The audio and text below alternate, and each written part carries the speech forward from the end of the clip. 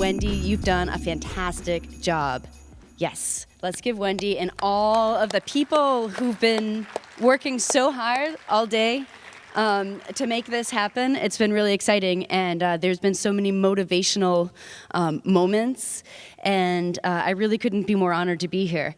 As Wendy was saying, the first NAMAC conference I was back in 2007, and that's when I was working in the nonprofits field at Squeaky Wheel Media Arts Center in Buffalo, New York. And that was the first time that I was able to really witness all of these people coming in from different areas and working at big organizations, small organizations, people working in production, people working in community media or radio. And that was just so exciting and important for me to see. Is there anybody here who it's their first time at an AMAC conference? Oh my gosh, that's fantastic. You won't forget it, and I hope that you guys are meeting a lot of people. So we're gonna cover that in the second half of the presentation. But before I got started, I thought it would be a little bit helpful for me to introduce myself because I'm hoping that we have conversations at some point. So as Wendy was saying, don't be intimidated by the funders, and so please come talk to me. I do know how that feels coming from the other side so freshly, but I really do want to have conversations. So I started at the NEA in January, and my background before that was working in a media arts center. I was the executive director, I was the director of programming, I was a board member at other organizations, also at arts councils, and sitting on a lot of panels. I worked in youth education, and I've also done education at the college level, teaching digital arts to painters and photographers and getting them to be able to see media as an arts tool, as a medium for arts expression. So I've done a lot of different things, and I know that you guys do a lot of different things, so I figure we can meet in the middle and have some great conversations about those things. So a popular question that we're getting and what Wendy wanted me to address, I'm assuming, is what my priorities are for the media arts program. And that being said, I'm just going to jump right in. We're just going to start with the NEA logo. So right now, our top priority is really continuing to build relationships in the field.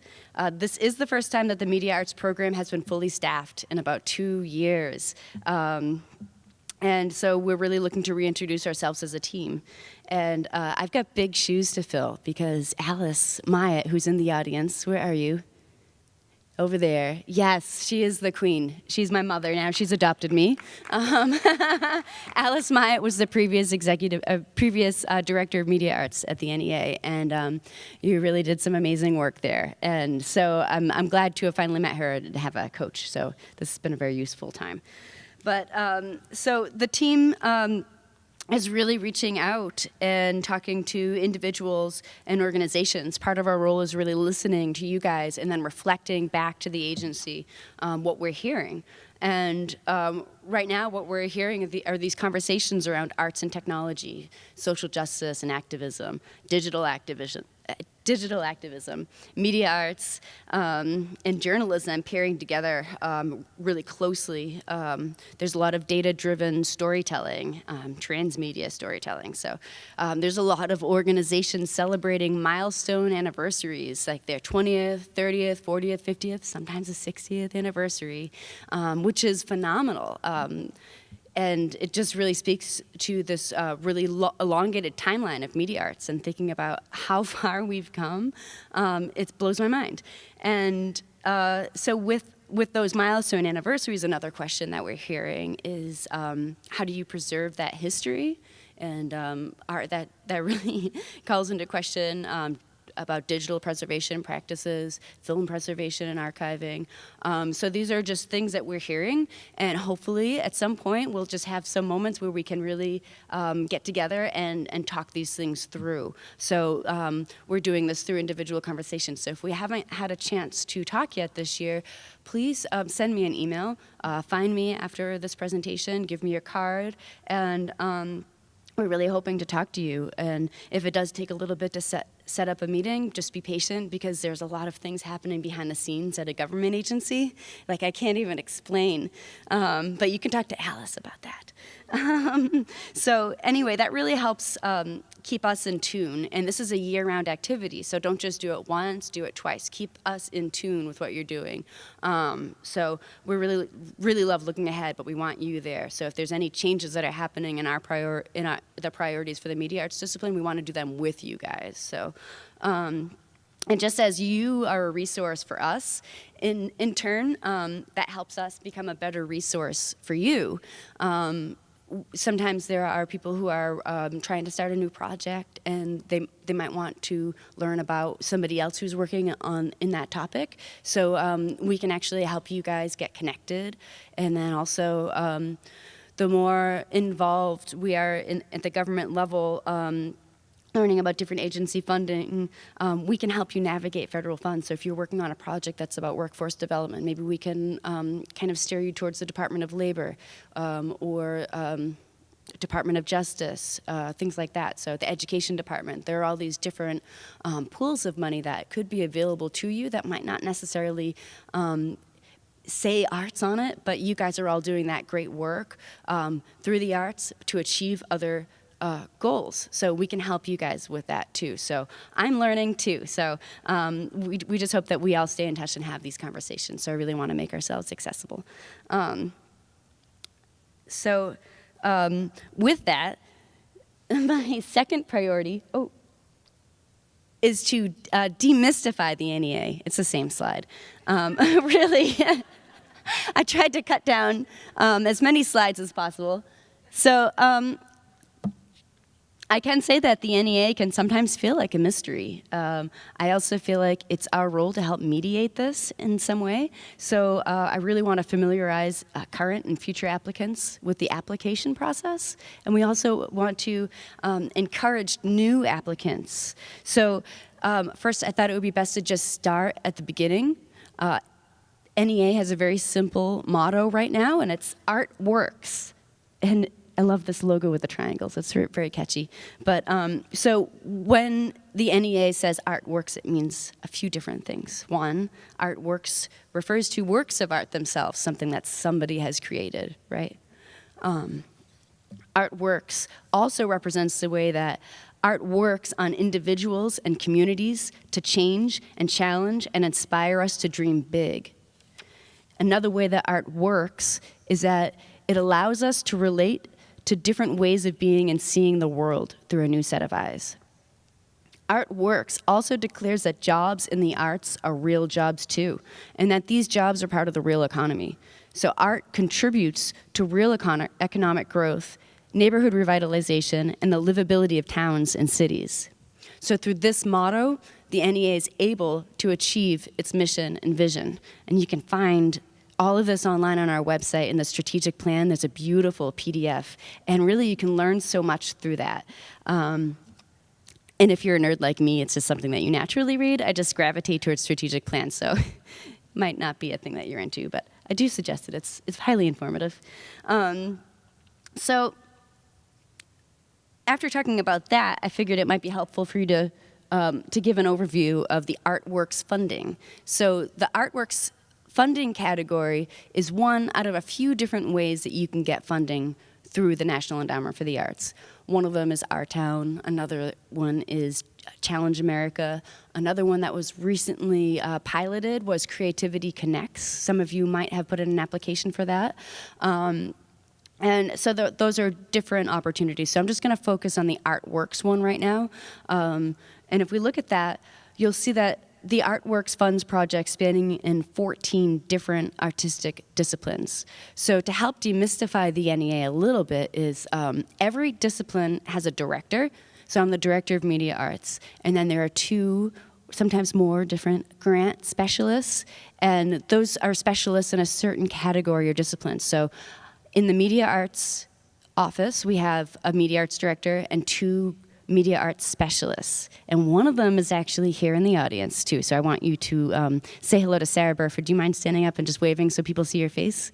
Okay, so that's Sarah Burford. You're gonna wanna talk to her at some point during this conference as well. I put her cell phone on the back of all of your handouts. No, I'm joking. But Sarah's job is really to help walk you guys through the grant application process and answer any questions. So don't ever be intimidated to call. There are resources online, and it does help if you look at those first, but really Sarah can help you. She can help listen to a project and let you know if it would be suitable under a certain discipline. So that's why I wanted you to see her face. So sometimes there are people who work in media arts, but their project might fall into a different discipline. So I just wanted to mention that real quickly. So one of them is Spy Hop, for instance. They work in youth media, and they apply for funding in arts education. So just so you know, anything that's K through 12 youth media related would go into the arts education pocket. Likewise, Apple Shop is another one of those organizations. When they apply, they've had a project that is working with their traditional music project, which is workshop-based and performance and concert-based, and they live stream their concert performances of Appalachian traditional music on the radio. So they go into the folk arts discipline for that. So sometimes just thinking a little bit about your project and where it might best fit is a good thing. So you can call us about that. So those are the different funding disciplines. So the next one is, when we talk about media arts, what are we talking about exactly at the NEA? So there is a wide spectrum of media arts. So usually there's some people who bridge multiple disciplines. So that's why it's helpful to kind of think about that when you put in an application. But thanks to Alice in 2011, the media arts discipline was widened a little bit, and that includes interactive media now, mobile technologies, transmedia projects, video games, internet-based art. So you can really get creative. And if you're working in a new media, chances are it would fall under media arts, but you can just give us a call and run it by us. So it's ever expanding, but each one of these are equally important. I really do feel that it's important to preserve this ecosystem that's happening where you have people working in different areas of media arts. So it works to your advantage. So don't just conform to one medium. There is no best type of media art. What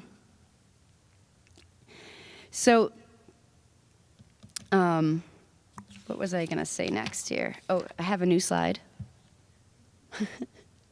Am I talking too fast, or are you guys comfortable over there? Okay. It's like a speed grant seminar.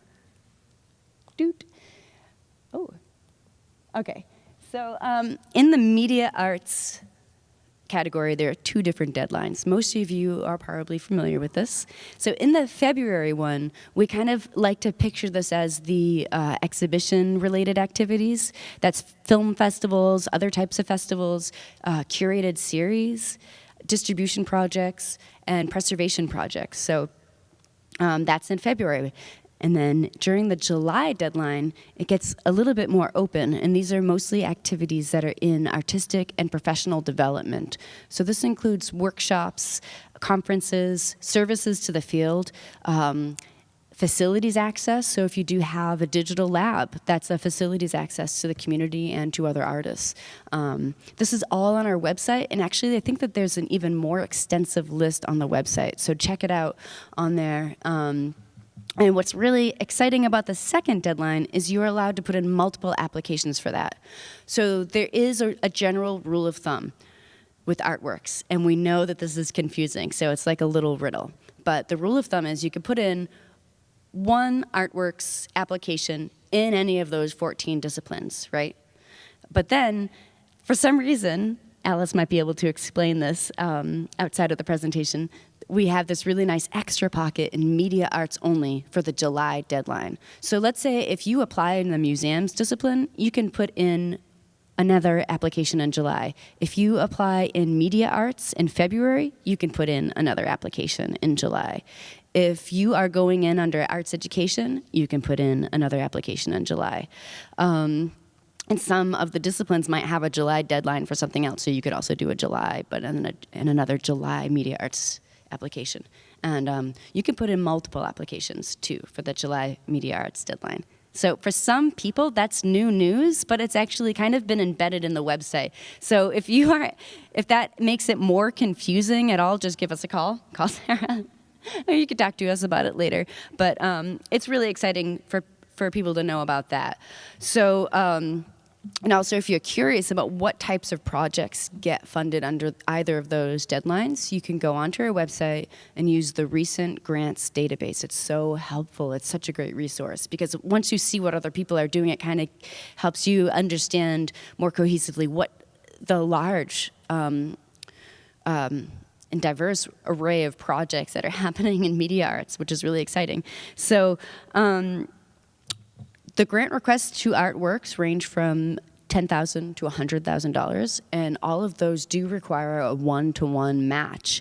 But lucky for you, for the smaller organizations too, this is important, you can match with in-kind donations. So let's say if you have a lot of volunteers working with you, or you get a lot of donated resources like space or marketing assistance, or if you partner with a larger institution and they allow you to use their staffing for other things, those all count towards that match. So you can talk to us about that because I do understand how difficult it is sometimes to put together your project budget. So I've definitely been there. So talk to us about that as well. Also, another question that people have about projects in artworks is whether the project needs to be new or how innovative does it need to be? So there really is no question. There really is no answer for that. It's your project doesn't need to be new, doesn't need to be large, it doesn't need to be flashy. It just needs to be able to get done and score well through the application process, which I'll talk about in a minute. But sometimes your project is what your programming is. So there is no need to really make up a new project on top of all the work that you guys are already doing. Sometimes the project is what you are doing, so it's framing it under that. So let's say if you do year-round screenings, but there are a bunch of different series within that, you can package that together as a project of a year-long series of screenings. So there are just different ways of looking at that. And sometimes if you do look at the recent grants database, that can help give you a little bit of ideas of how to frame your project. So I just wanted to recap a couple of helpful resources that are on the website for you. So for first-time applicants as well, when you start going through this, don't get afraid immediately by looking at all the instructions, but really use those instructions. I know what it's like when you don't have a lot of time and you're like, oh my God, there's 20 pages in this PDF, and you're throwing it over your shoulder, but really that can help save you a lot of time. So there's a webinar, and that webinar will talk you through the two-step process of applying to the NEA.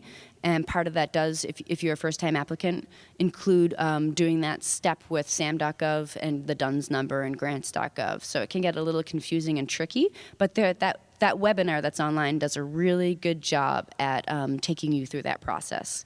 There's also an online PDF for the application part. And that online PDF will really walk you through the application narrative, and it's very informative, actually. That's a new thing that started this year, and it can help you just really frame your question so that way you know what the panelists are looking for when they're going through the review process. Also, the grant specialists are resources, and the recent grants database is also a resource. So I hope that you guys use those. I really encourage you. So another thing I just wanted to mention was the peer review process that all the applications go to. So you're all working in the field and you're working in different components of the field. And the most exciting part of my job is being able to pick out the panelists. So if there's anybody here who is interested in participating in that process, please let us know. We have a gigantic list that we pull from. And when we make those, the panels to review the applications, it has to be done in a certain way where there's diversity in geography, ethnicity, specialties. So every application gets reviewed by 5 professionals in the media arts field. And then there's one additional individual that doesn't make a living in the field, but they're knowledgeable about it in some way. So if that helps, that could be like a board member or a volunteer, like let's say if there's a banker on your board, those people make great panelists, and by law, we do need to have that as part of the peer review process. So the more names we have to choose from, the better. So I really encourage you to connect with us and send us some names. That's really helpful. And then that way it means that your peers are reviewing these applications, barring conflicts of interest. But the more that you can get them involved, that's helpful for us to keep our ear to the ground for people. So that's really where you come in again. So, and then after that, after the panelists review the applications, the staff then recommends projects for funding to the National Council on the Art. That's like our board. And right now we actually do have Tom Rothman on our board, and he's the director of Sony Pictures, or the chairperson for that. So that's pretty exciting. And the NEA chairman then makes the final decision on all the grant awards. So it's a really long process, so some people wonder what happens after I submit the application and I find out like a year later. That's what happens. It's a lot of things. And so anyway, I wanted to just quickly put up here that we have an upcoming deadline. That's on July 14th. So that's for the first part. So write that down, and as soon as you get back into the office, really start working on getting that first part in.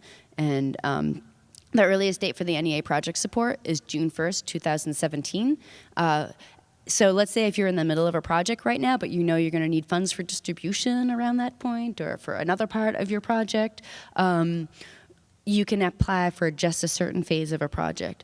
Likewise, if you have a residency program and you don't know what artists are going to be chosen at that point, you can say, we're doing a residency for 6 media artists and pairing them with journalists, and they're going to be chosen by a panel of peers, and they're going to go through this process. So really spelling that out in your project application is helpful for panelists to look at and see like, oh yeah, that's going to be a great project. It looks like they have all their bases covered and things like that. So I know sometimes people wonder like, how are we supposed to know what we're doing next year?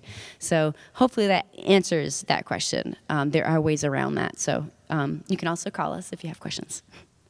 I'm just going to have a little voice box that says that, just a button. Call us. So also, some of you might want to know what panelists look for in an application. And this is all online, but there are definitions for the review criteria for artistic excellence and artistic merit. And that sounds incredibly intimidating, but really it's all depending on what project you're working on. So applications don't get graded against each other. They don't really get compared to each other. So it's really looking at the project and its scope and its impact and who it's working with and how is the organization doing this project within the mission of their organization and how are they doing outreach to communities. So really spelling that out can make a successful application. So you can look the review criteria up online, and I do suggest taking a look at it because that is what people are looking for in the application. So to honor full transparency, it's all on there, and take advantage of that. So I hope that helps demystify the NEA grant process. Are there any people in the room who have never applied that might apply now? Yes. Okay, mission accomplished. Okay, please, let's make sure that we talk after this too. I don't know why I keep turning around. It's just like there's this big screen right here that has all of my slides on it.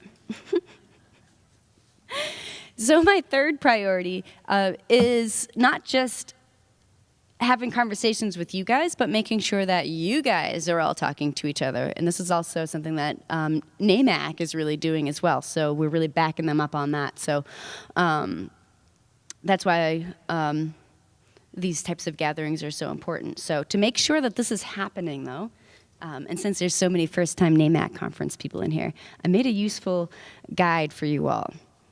So you guys can all stand up now, maybe. This might be a good time to just shake it out. There was so much dancing and snapping this morning, so let's just get back to the hip roll.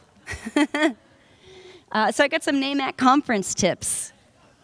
Yeah, this is going to happen. This might involve some, I'd like some talk back as well. So I'm just going to take a drink of water before we get into this. Okay, we're going to do this together. I made the conference tips, but I made it based on the acronym of NAMAC. All right. So N, let's all say this together. N is notice the shy person. Let's say it together. N is for notice the shy person. Okay. So we've all been that person one time or another. So if you do notice somebody who's in the back corner, like looking at the conference schedule for a really long time, I definitely do this. Like, oh yeah, I'll just look at, and just doodle on it. If you see that person, go say hi, introduce yourself. It really could be their first time at an AMAC conference. Apparently that's a pretty high percentage for this conference. But also they could just be shy. So I'm incredibly shy as well. So please, if you don't see me talking to anybody, just come rescue me. All right, the next one, A. A is for ask questions. Wendy read my mind earlier. She covered this already, but you're here to learn, and that can be done by asking questions. So you are in a lot of panels, and I promise you that your question is just as good as the person next to you. I've definitely have had those moments when you're thinking to yourself, oh, maybe they covered this earlier, maybe I missed it because I was daydreaming, and then you really want to ask, and then you never get to ask. But I challenge you to ask that question tomorrow during your next panel. It can be intimidating, but more often than not, your question could really spark a great conversation. Also, when you're doing one-on-one conversations, it's really important to ask, because then you can start making some connections.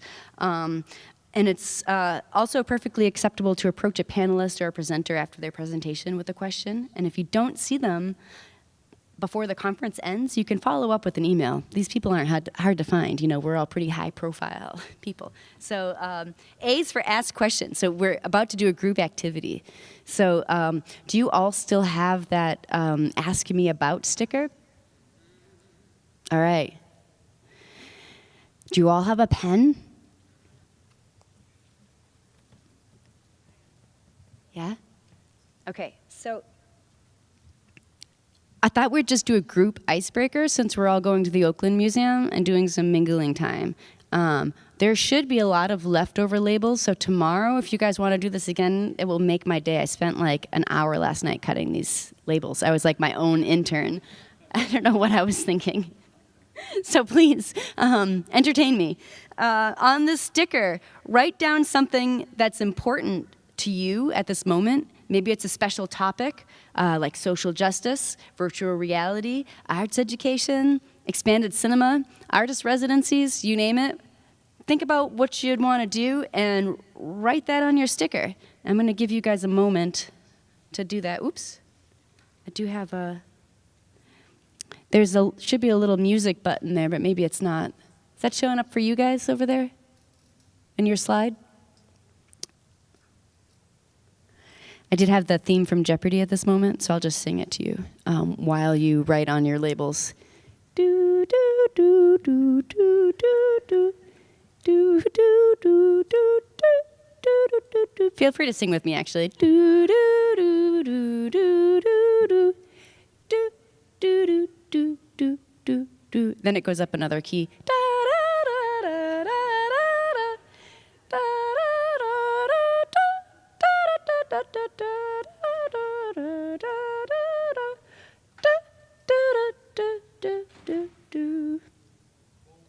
Boom. Okay, so put that sticker on your shirt now. And tonight, when we go into the next phase of the evening, I hope that this is going to help you guys connect with one another. So start a conversation with somebody new, please. All right. M. Let's all do this one together. M is for mind expansion. Let's say that again. Mind expansion. So going on this theme, you're at a conference to learn and meet new people, and in most cases you're here for work-related purposes, and you're expected to bring something interesting back to your clan. So think of this moment as a quest for mind expansion. Yeah, I'll just leave it at that one because we have 2 more letters to go. And A is to allow yourself to open up. And this one's quick. This one's about elevator speeches are great, but you can allow space for natural conversations to unfold. These are like little fortune cookies. And C is for curiosity and connection. So it really all starts there, and curiosity is really a building block for community building. So you all know that in the work that you do, because you're constantly asking questions, and artists ask questions, and so that's what we do. So this relates to mind expansion. Really hope that you take that going forward. And so that really concludes what I have to say about the NEA and my priorities, and I hope that that helps clarify a few things. So that's about that. I do have some pocket slides of just different things I've been thinking about, but we don't need to go there. Let's open it up for questions, because I'm sure that there are some questions out here. If you put in the second grant for media arts, like we do arts education, but we put in the second grant for media arts, can you receive both of those grants or only one of them? Oh yeah, you can receive both of them. Yep, Right. yep. As long as they're for two different projects or different phases of a project, and the budget does not overlap. So just be really clear about that. But they are two separate projects going into two different disciplines. So you can talk to Sarah about that too if you have any more questions about that. But I do know typically before it was a little bit different with the way that the guidelines were with the amount of applications in, where you had to like pull one out. This one you can accept both of them. Yeah. You can have two grants running with the NEA at the same time. Thank you. Sorry, this is a horrible question, but I'm really interested in what your vision is for media arts. Sorry, that's a killer. But Dun, dun. It's like, why did you want to take this job? Oh, that's like, what is such it? a great. Come on. Yeah, right. Give it to us. Well, I mean, I don't really see. I can't really dictate the field. That's not really my job. So there's a John Cage quote actually that is the highest purpose is to have no purpose at all. And that's just a way of nature and letting things be. So really I'm looking towards accentuating what is happening in the field and listening. But what made me interested in this job is I love talking about grants. I love grants. I used to write grants. I'm just obsessed with the grant process. And I loved the NEA's mission. And a friend had forwarded me this job position and was like, hey, you really should have this job. And I was like, whoa, I don't know. And then I looked at the job description, and it was like, whoa, this is exactly what I want to do. And I never really thought about working in the government or being on the other side as a funder. I never thought that would be something that was going to be part of my life. And I was so surprised when I got the job, and that was a really exciting thing. So really, I'm just going to put as much energy as I can in helping the field do what it needs to do. So Thank you so much. And